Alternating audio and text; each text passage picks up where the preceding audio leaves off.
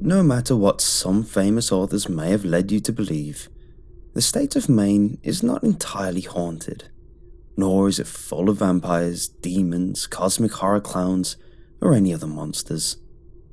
That said, there's always some truth to a stereotype, isn't there? I grew up on the coast, and the people here are hardy, no-nonsense kind of people.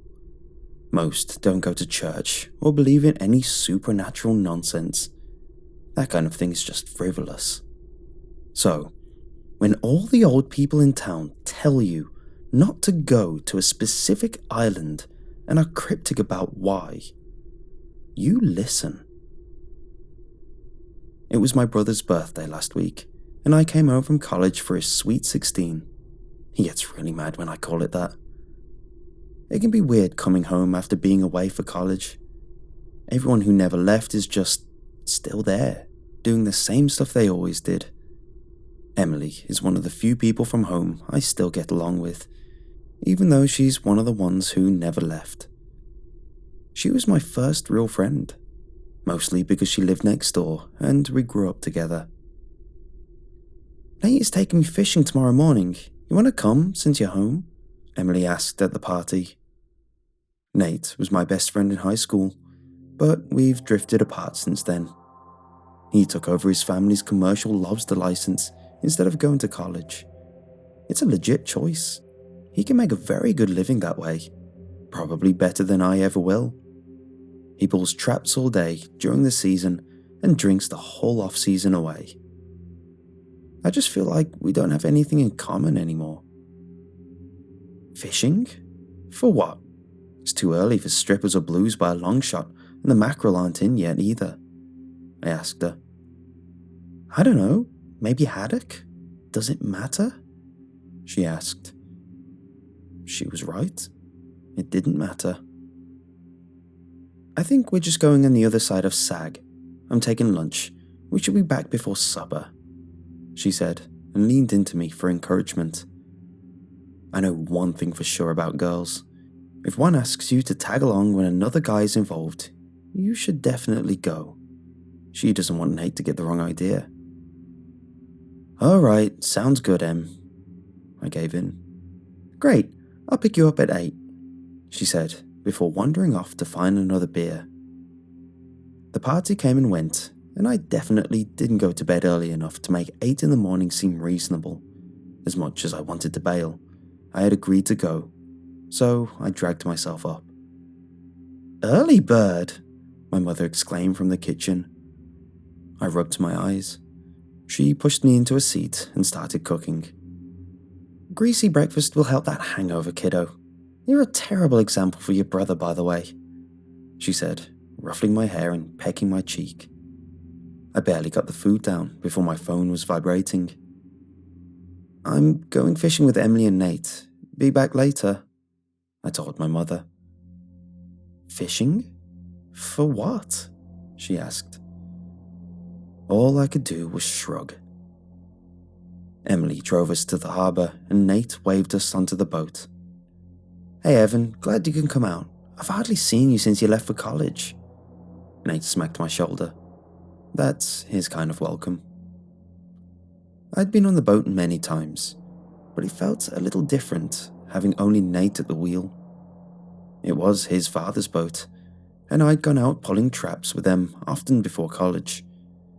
I wanted to ask how he was doing since the loss of his parents, but it didn't seem like the right time. We passed out of the harbour and into the ocean. Sag Island loomed, a singular rock rising out of the thankfully glassy sea. The place is actually called Alawasakseg, but most people just call it Sag. It sits not far off shore, though no one from shore ever goes there. And there's no reason to go there, to be honest. Nothing there but a few wind-blown black spruce and a crapload of rocks. Even birds don't roost on it. At least, that's what my grandparents said when they told me to stay off it. "Where are we going, Nate?" I asked. He half turned to me, grinning. There was a twinkle in his eye, and he told me he was planning something. other side of Sag," he said. The morning was cool on the water, as it always is this time of year, so Em and I sat behind the wheelhouse to stay out of the wind. She asked me how school was and told me how the diner has been. We chatted casually beneath the sound of the boat's engine. When we crossed out from behind Sag, the air shifted and it felt a few degrees colder. Soon, though, Nate slowed and Emily and I stood to take stock of where we ended up. Behind us, the cliffs of Sag stood tall and close. Closer, in fact, than I'd ever been to the place. From there, it looked even deader than it does from shore. It's a little more than a tall granite slump that's managed to rise high enough out of the sea to dry out, and is just too stony for anything to want to sit on it. Nate continued to motor slowly away from the island and further out to sea. Eventually, he dropped the anchor and cut the engine. We found ourselves in a pleasant silence. He pulled out his poles and tossed them our way. Soon we were jigging off the side. "There's a bank down there. We're only in about 30 feet of water," Nate said as he adjusted his jig depth. We three spent the morning fishing and chatting. The air was cool, but the sun was warm in the most pleasant way, and it felt particularly good after a long winter. None of us got even a bite, which didn't surprise me much. But the more we fished, the more I realized this outing was probably less about catching fish and more about catching up. We broke for lunch and sat in the still air, taking in the sun and enjoying each other's company. I was glad Emily invited me. "I've been trying to get a seaweed farm going," Nate told us. "It's easy work. Just get the seeded lines and leave them in the ocean, then just harvest them when they've grown," he explained. "That's a great idea, Nate. People are eating more and more seaweed all the time. I think it's going to be a big crop for Maine soon. We even started pulling some of it into the chowder at the diner, and everyone loves it," Emily encouraged. "There's a ton of dulse on this side of Sag. You want to go grab some?" "I don't think we're going to get any fish today," Nate suggested. For a second, Emily hesitated. "You can't land there, Nate," she said. "It's not the kind of place you can anchor or swim to shore from. Not only because the water is cold enough to send you into shock in minutes, but the combination of extremely rocky coast and strong waves makes climbing ashore dangerous, to say the least. Without a dinghy or canoe, we weren't getting to the seaweed." "I've got a spot," Nate responded with a wink. He pulled the anchor and slowly motored towards the island. As we neared, the boat began to struggle. It felt like we were trying to come ashore against an outgoing tide, but we weren't. I moved ahead of the wheelhouse and leaned over the gunwale. There was a visible current moving away from the island. "I don't know where it comes from, but it's always here. I can anchor near the island, and that current will push us away from the rocks. We can just wade ashore," Nate explained, seeing my question. "What is it?" I asked. "Some kind of tidal anomaly. Weird rock formation causing the water to do that or something. I don't know," my friend explained with a shrug. He was unbothered by this oddity, as if it was there just to let him come to shore. I was nervous as we grew closer and closer. It seemed as if we would be dashed at any minute, but Nate knew what he was doing. He dropped his anchor exactly where he wanted to and killed the engine. The boat nosed into the island as the current pushed against it. It never even came close to smacking against the rocks. "We have to raid the rest of the way," he said, and promptly hopped over the gunwale, then splashed his way onto the rocks. Emily climbed over the side and dropped into the water. She gave me a surprised look, then trudged through the current up to the rocks beside Nate. I lowered my feet into the ocean and was surprised to find it warm.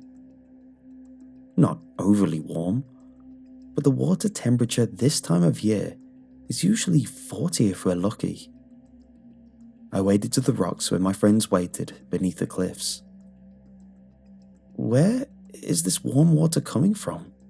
I asked, still shocked. "I don't know, man. The weed grows like crazy out here because of it, though. Let me show you guys," Nate said, slapping my shoulder. We didn't have to follow him far. We clambered over the jagged shore just to the base of the cliff. Here, the seaweed grew so thick, I couldn't even feel the rocks beneath it. It was like walking on an island of spongy fronds. Emily inspected the stuff with interest. She pulled a few blades and stuffed them into her bag. "Look at that," Nate said, shading his eyes. He pointed up above us towards the cliff. I moved nearer so I could see what he was looking at. I was surprised to find a pathway leading onto the island. "What's up there?" she asked. "I don't know. Want to go see?"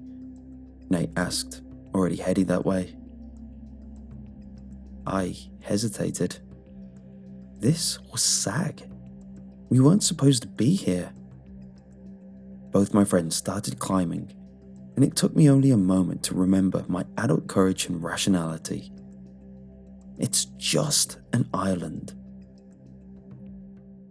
It was a natural path, not one cut out of the stone, but one that had been tread smooth enough for us to follow. We reached the top, and I turned to gaze out over the ocean. It was a rare experience to be that high above the water, at least 80 feet, with no other land in sight. I felt a soft touch on my hand and turned to see Emily. "Dude," she said quietly and pointed. Nate was looking in the same direction. The top of the island was flat, with short grass covering it. It was a small place, maybe half a mile in total length. About halfway across there was a small wooden shack. "We gotta check this out," Nate said. "I thought no one came out here," Emily said. "I mean, obviously someone does.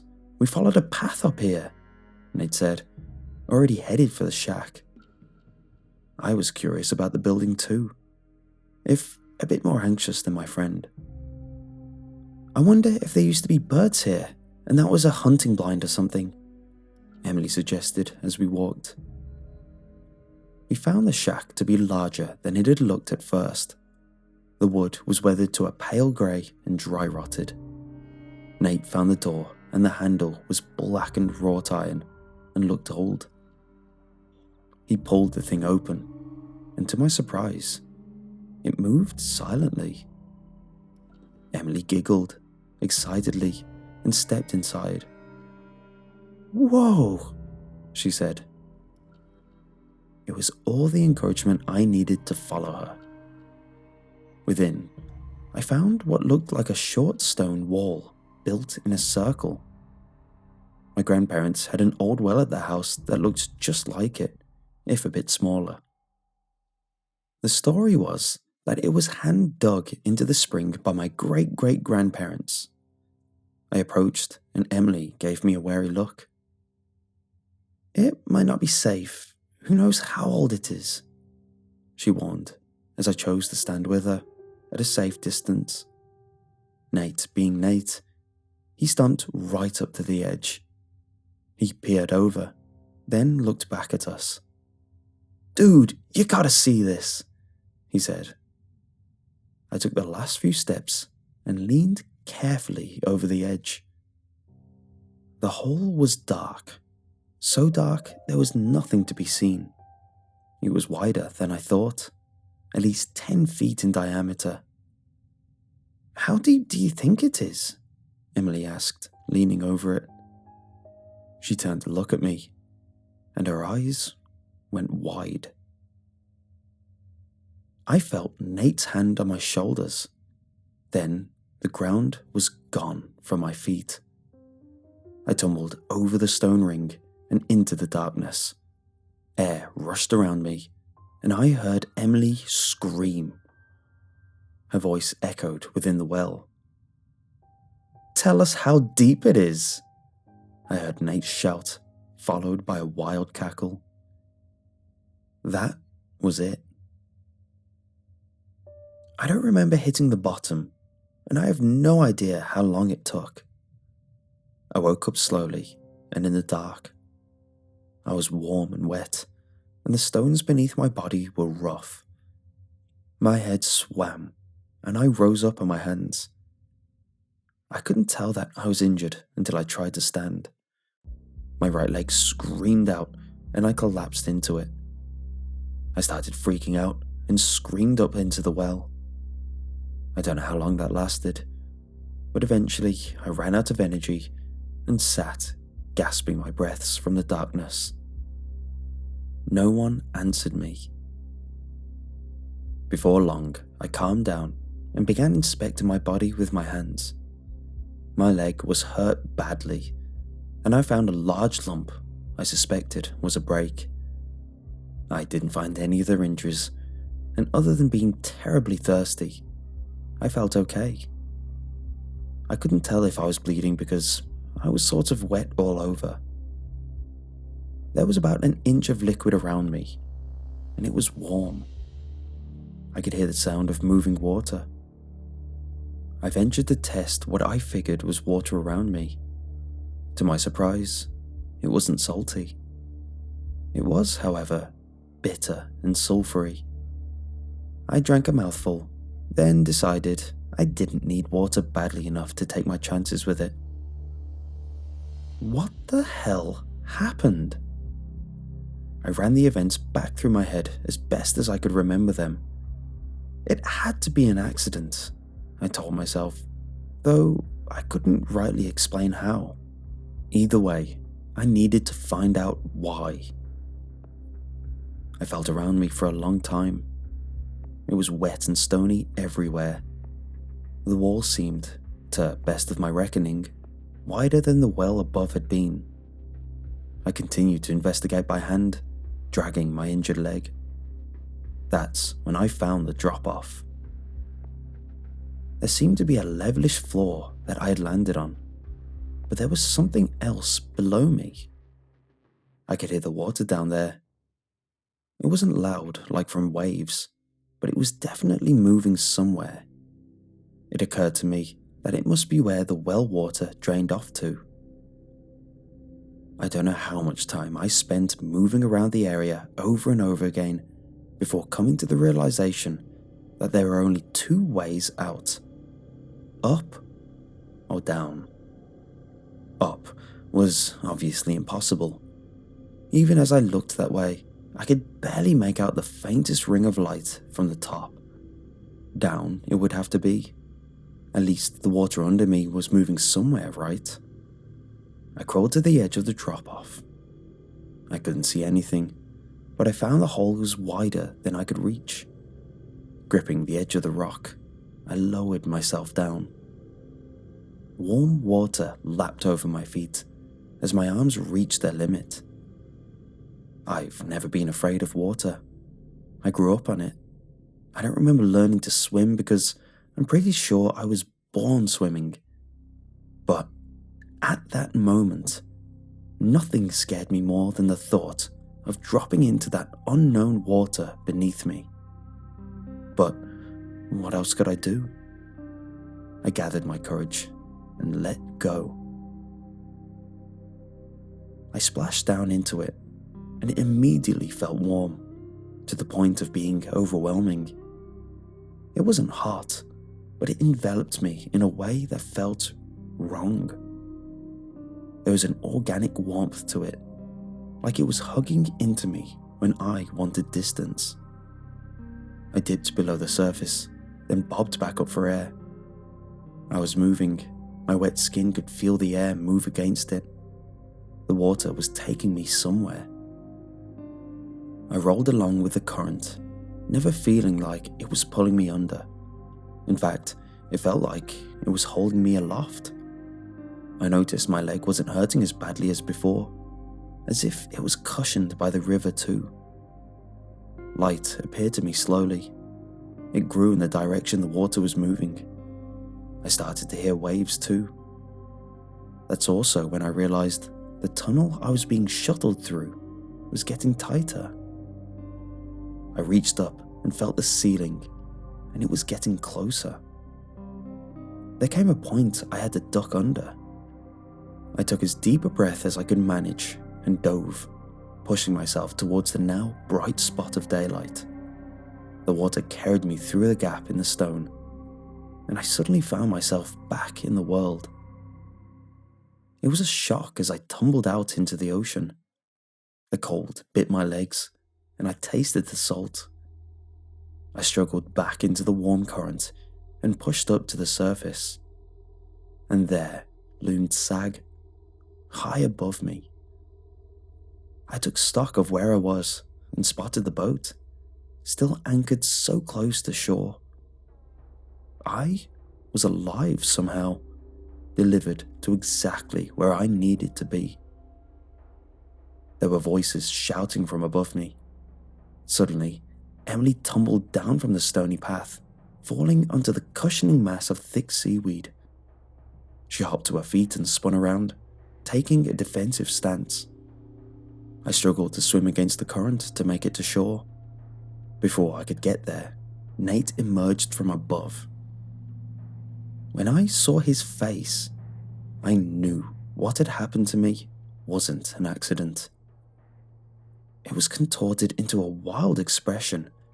Nothing of the Nate I had known was there. His eyes were wide and his mouth hung open, allowing his tongue to flick in and out nervously. One of the legs of his pants was ripped. There had been a struggle. He stalked towards Emily as she backed closer to the sea.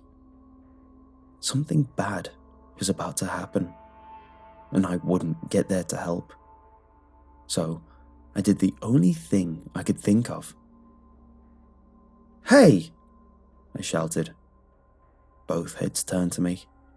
Nate looked shocked. It only lasted a half a second. Then he grinned at me. "How deep was it?" he shouted back. As the last word left his lips, Emily took a chance. She flung something at him. A rock, I think. It struck his head hard, sending him backwards. She turned, sprinted across the rocks, and dove straight into the water. Her eyes jumped between her and Nate. Nate didn't get up. Em was already crawling into the boat when I realized there was a safe enough distance now between her and Nate, so I swam for the boat too. I heard the anchor chain clanking as the thing wound around its spool. "Emily!" I shouted when I got to the stern. She rushed to the back, and instead of helping me, she paused. The gaff was in her hand, and for a moment, I was sure she was going to hit me with it. We met eyes and communicated something unspoken. My friend reached down and helped me onto the boat. I collapsed behind the wheelhouse. With the anchor up, I felt the current pushing us away from the island. The warm water that had carried me to safety was now helping us again. We were home free. Then I heard a shout. I got to my feet, unsteadily, and saw Nate hoisting himself over the bow. Before I could react, Emily was there. She didn't hesitate. My friend swung the gaff like a golf club, and I heard the crunch as it hit Nate's face. He toppled back into the sea. Emily cranked the engine, and we were away before we could speak a word. The wind had picked up and grown cold, but I wasn't chilled by it. I limped into the wheelhouse and rested against her. I was happy to find my leg was able to bear my weight, albeit painfully. "Call the Coast Guard," I told her weakly. She looked at me from the radio. I don't know how to work it, she said flatly. I watched my friend for a few seconds before speaking again. What the hell just happened? I asked her. She was close to tears, but held them back. He said he needed me because he owes the island something, she told me. What? What the hell does that mean? What does he owe? I asked, confused and unsteady. Emily looked at me sideways. She knew the answer to my question. I have no idea, she said quietly. What happened to you? Emily asked, steering the conversation. I didn't know what to tell her. I think I broke my leg, I said.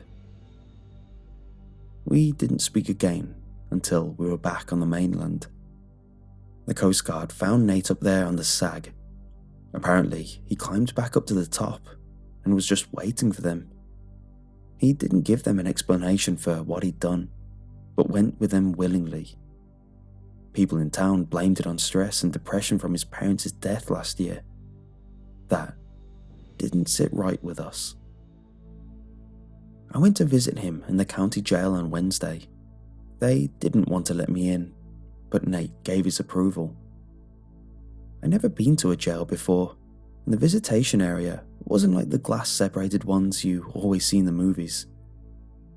We had about a 2-inch wooden divider between us, and the sidewalls separating us from the other guests, like an office cubicle, but nothing else. Nate smiled when he saw me. Hey man, he greeted, as if nothing had happened. I sat across from him, and he looked perfectly normal, just like he always had.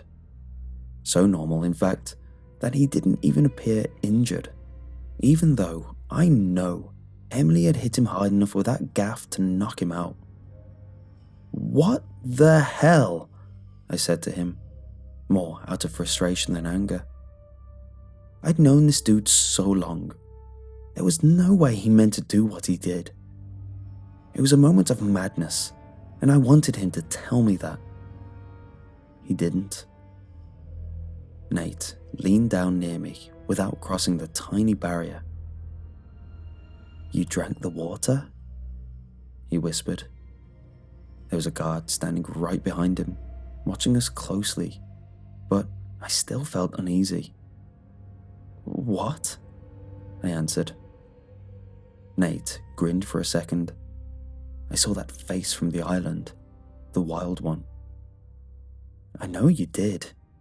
It doesn't give its gifts for free, he said with a wink, then leaned away. I didn't want to hear anything else. Now I know he's crazy. Probably got hooked on something after his parents died. I decided I didn't have any more time or energy to waste on that wacko. I left without saying another word. I had an appointment with my physical therapist to go to anyway. It turns out I didn't actually break my leg though.